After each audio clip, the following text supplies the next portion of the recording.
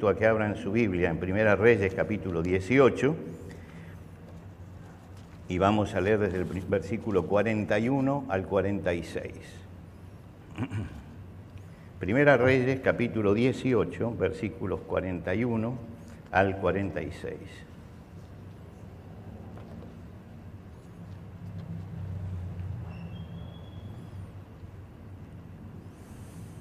Dice así la palabra de Dios.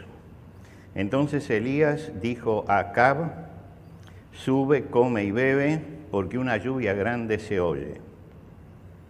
Acab subió a comer y a beber, y Elías subió a la cumbre del Carmelo, y postrándose en tierra, puso su rostro entre las rodillas, y dijo a su criado: sube ahora y mira hacia el mar. Y él subió y miró y dijo: no hay nada. Y él le volvió a decir: vuelve 7 veces. A la 7ª vez dijo: yo veo una pequeña nube como la palma de una mano, de la mano de un hombre que sube del mar. Y él le dijo: ve y di a Acab: unce tu carro y desciende, porque la lluvia no te ataje. Y aconteció, estando en esto, que los cielos se oscurecieron con nubes y vientos, y hubo una gran lluvia. Y subiendo Acab vino a Jezreel, y la mano de Jehová estuvo sobre Elías, el cual ciñó sus lomos y corrió delante de Acab hasta Jezreel. Voy a leer en Santiago, como complemento, en la carta de Santiago, en el Nuevo Testamento, el capítulo 5, el versículo 17.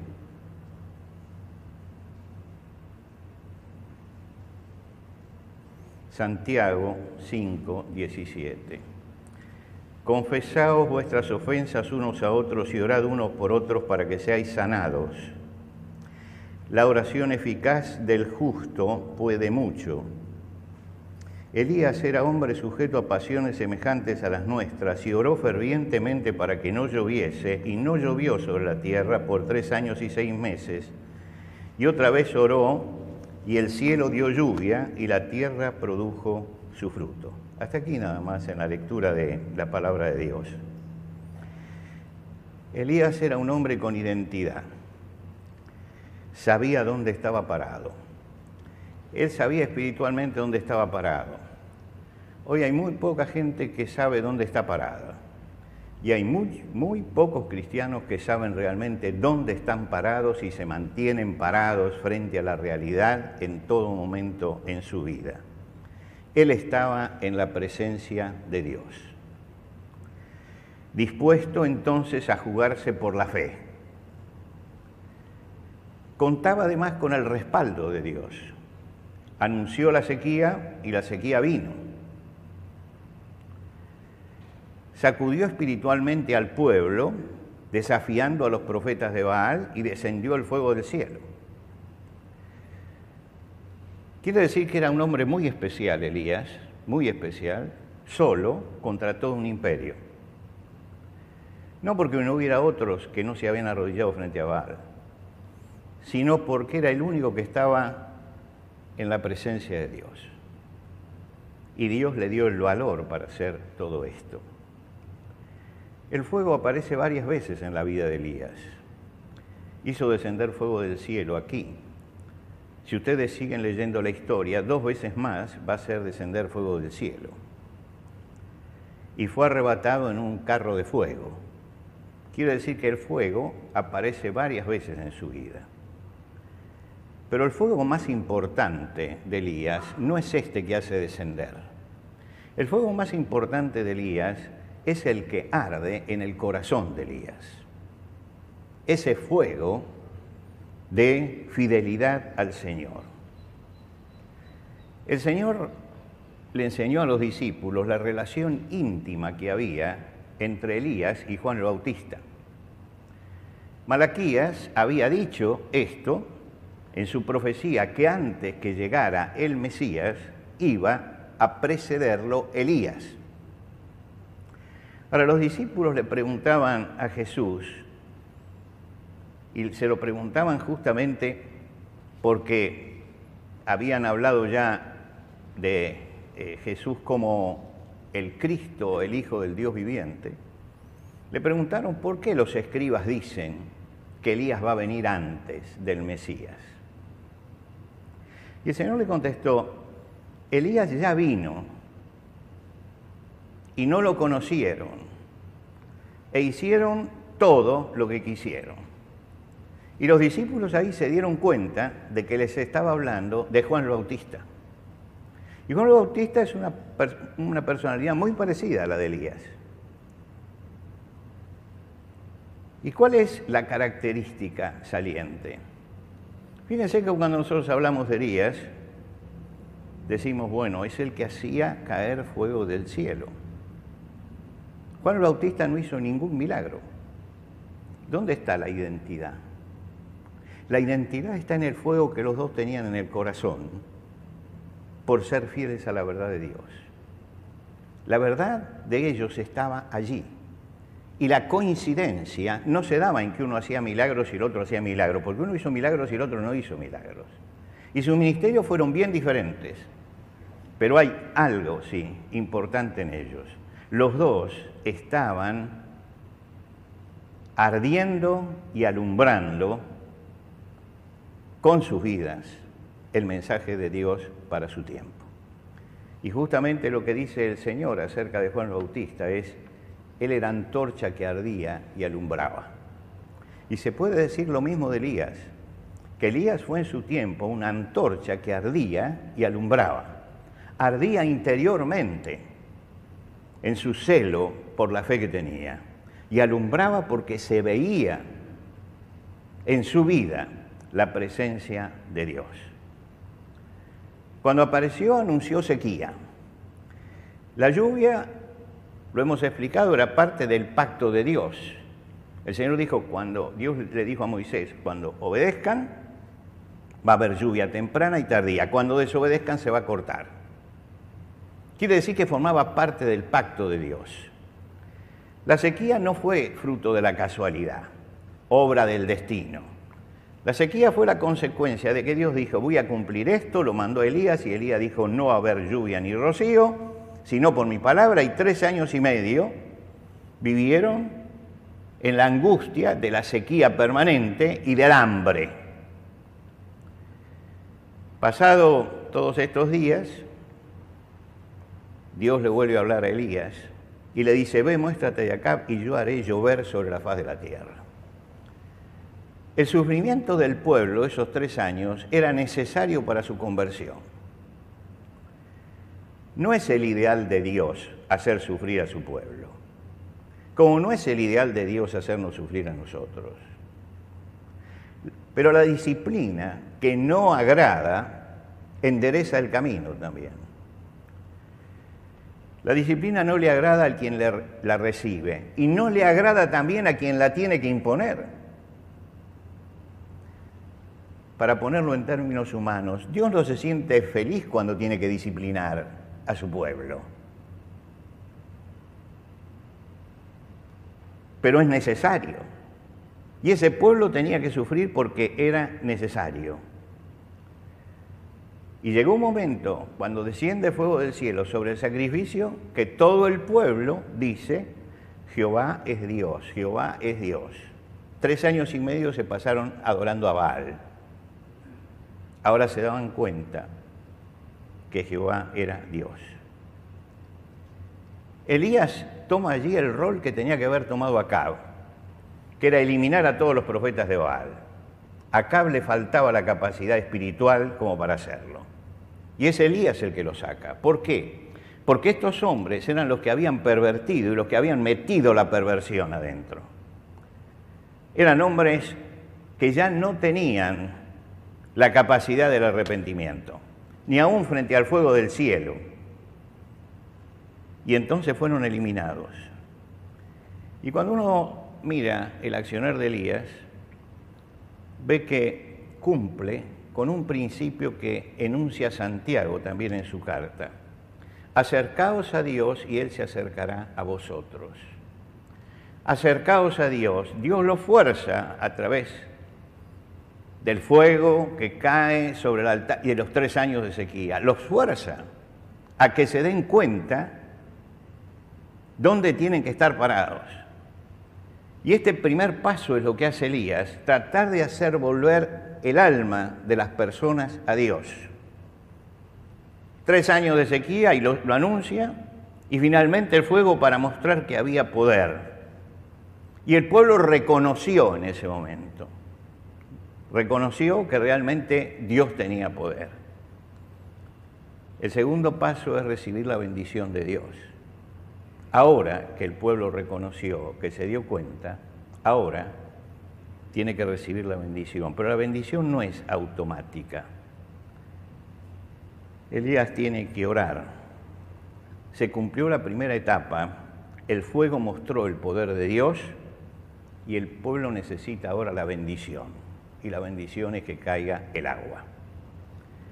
La sensibilidad de Elías es que él estaba preocupado por el pueblo, por la vida espiritual del pueblo, y lo llevó hasta ese momento, pero ahora también está preocupado por el problema cotidiano del pueblo. Ahora hay que pedir agua. Y así como oró a Dios fervientemente para que cayera fuego del cielo, oró también fervientemente para que ahora la lluvia viniera. Y lo hizo en el debido orden. Por eso nos dice Santiago, Elías, que era un hombre sujeto a pasiones como nosotros, oró fervientemente para que no lloviese y no llovió, y otra vez oró y el cielo dio lluvia. Y nos está diciendo que el motor de este hombre, que lo lleva a hacer todo lo que estaba previsto en el plan de Dios, era justamente esa vida de oración que él tenía, esa relación con Dios. Y hay 2 oraciones, o 2 formas de oraciones de Elías. Fíjense que primero se habla de la oración pública de Elías. La oración pública de Elías sucede cuando se arma el altar para que descienda el fuego del cielo. Él mira primero a los profetas de Baal, los profetas de Baal gritan, saltan, hacen todo esto. No hay nada. Lo que hay es mucho barullo y no hay resultado.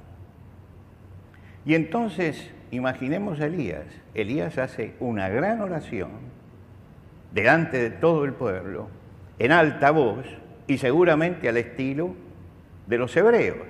Es decir, levantando las manos al cielo, clamó. Es en ese momento el embajador que está hablando con su rey y que le está pidiendo como embajador que haga lo que prometió.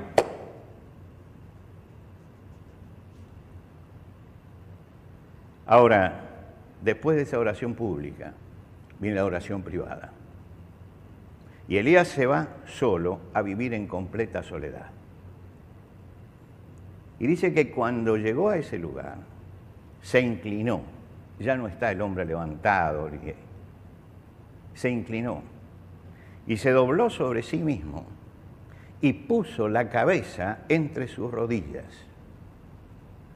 Imagínense usted la postura en la que estaba. Estaba completamente doblado. Allí es el siervo que está hablando con su Señor. En la oración pública era el embajador.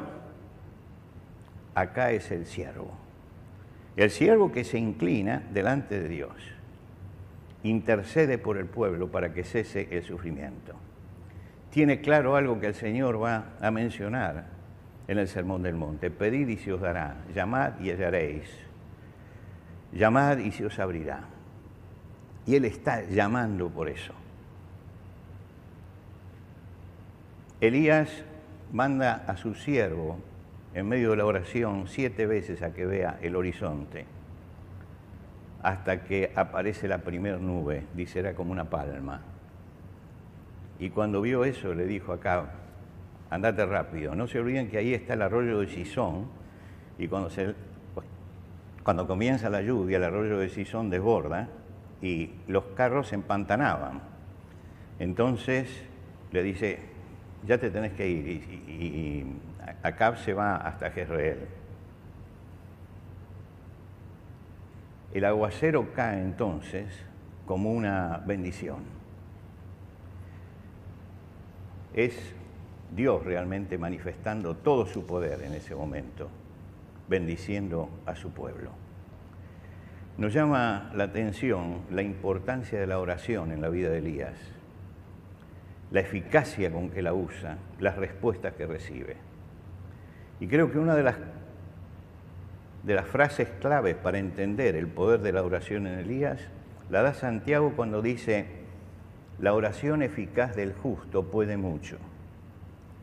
Yo escucho a muchos que repiten este versículo, pero no lo repiten como lo dice Santiago. Dice, la oración del justo puede mucho. Acá no dice que la oración del justo puede mucho. Acá dice, la oración eficaz del justo puede mucho. Partamos de primero qué significa justo. No es un cristiano que no se equivoca, no es un cristiano que no comete errores. Es un cristiano que busca agradar al Señor en todo lo que hace. Es un cristiano que trata en todo de seguir los principios del Señor. Y por supuesto que en su vida tropieza, que en su vida cae, pero es un justo delante de Dios porque está siempre buscando rectificar su camino de acuerdo a lo que el Señor marca. No tomemos nunca la palabra justo por el que nunca peca, por el que nunca se equivoca, por el que nunca tropieza. Los cristianos caemos, tropezamos, nos equivocamos, pero el justo es aquel que siempre está levantándose. Por eso dice, el justo 7 veces caerá, pero se levantará, se levantará. Es decir, está buscando siempre agradar al Señor. Y por eso no está fuera de nuestro alcance esto que es Elías. Porque nosotros también podemos llegar a tener una oración eficaz como la que tuvo Elías. El hombre justo es el que vive dentro de los mandamientos del Señor. El Señor dijo, si permanecéis en mí y mis palabras permanecen en vosotros, si yo tengo comunión con Dios y si lo que el Señor dice está gobernando mi corazón, pedid todo lo que queréis y os será hecho. Ahora, nunca hay que cortar los versículos bíblicos, nunca hay que cortarlos, hay que leerlos completos. Acá está poniendo dos condiciones el Señor. Si permanecéis en mí, si yo estoy en el Señor, y mis palabras permanecen en vosotros, entonces pidan todo lo que quieran y les será hecho. La doble condición es comunión con el Señor y la palabra del Señor en nuestro corazón. Ahora, yo puedo orar hoy y decir, Señor, quiero una mansión en los Alpes suizos para pasar las vacaciones.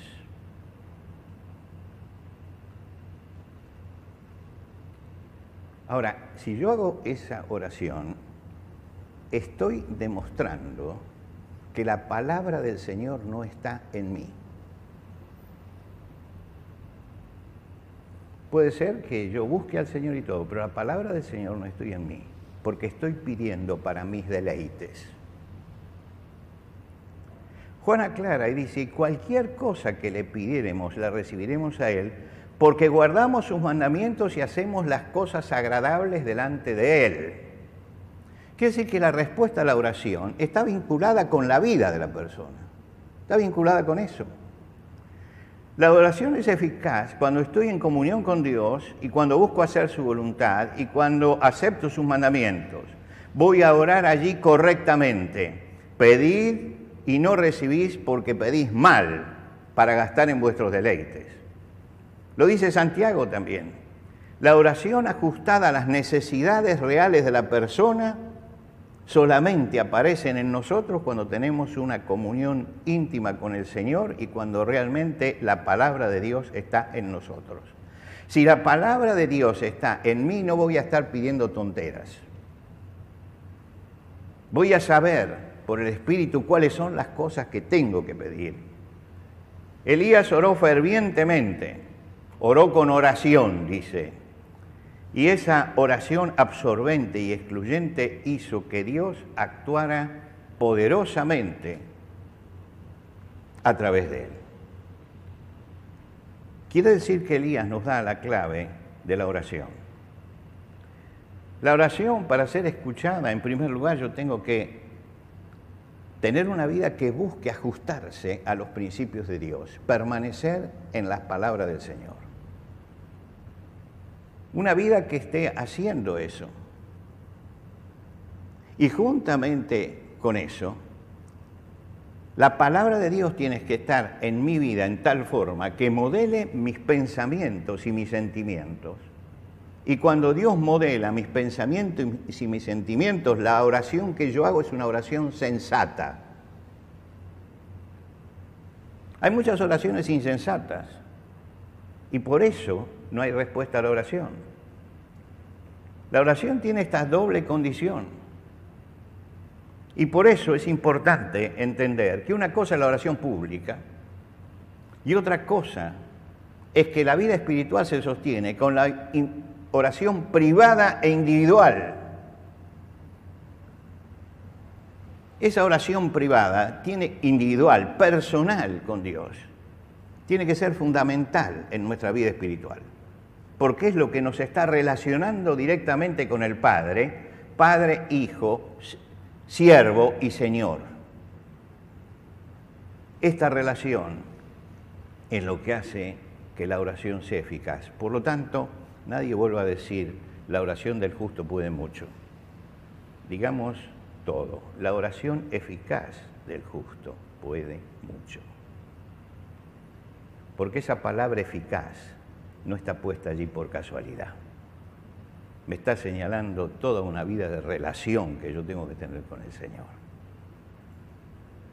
Hay algo que hizo que Elías fuera el hombre usado por el Espíritu Santo. Y Dios lo usó poderosamente.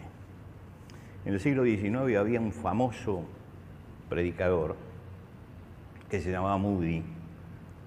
Seguramente los que leen habrán encontrado muchas veces el nombre de Moody por allí. Era un famoso evangelista. Y era un evangelista que todos querían escucharlo. Y hubo una iglesia que quería llevarlo, pero conseguirlo a Moody era difícil, porque era un hombre muy ocupado. Y entonces se reunieron los hermanos y dijeron, bueno, ¿cómo podemos hacer para que Moody venga aquí? Y alguien, en forma muy soberbia, dijo, ¿para qué Moody? ¿Acaso tiene Moody el monopolio del Espíritu Santo? Y en ese grupo había una persona con sabiduría y le dijo, no, Moody no tiene el monopolio del Espíritu Santo. El Espíritu Santo tiene el monopolio de Moody. Y por eso es que lo buscamos. Se puede decir que Elías no tenía el monopolio del Espíritu Santo, pero el Espíritu Santo tenía el monopolio de Elías. Y por eso él fue lo que fue. Quiera Dios que nosotros podamos ser parte del ministerio de Dios y ser parte de lo que el Espíritu Santo usa con poder.